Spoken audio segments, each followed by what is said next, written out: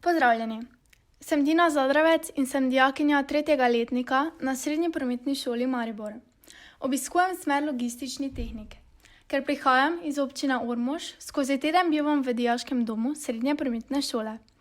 V dijaškem domu sem spoznala veliko novih prijateljic in prijateljev, se naučila discipline in s tem pridobila veliko časa za učenje in sprostitev, ki bi ga, če bi se vozila domov, seveda izgubila.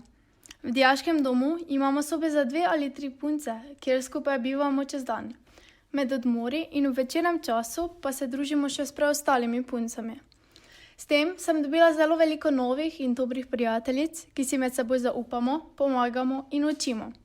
V večernem času pa hodimo na sprehode, na kavico, v mesto ali pa spremljamo prijateljico na treninge in jo spodbujamo.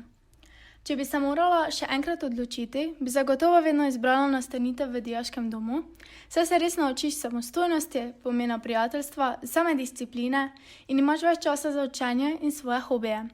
Sedaj, ko smo doma in imamo šolanje na daljavo, priznam, da res zelo pogrešam druženje s prijateljicami.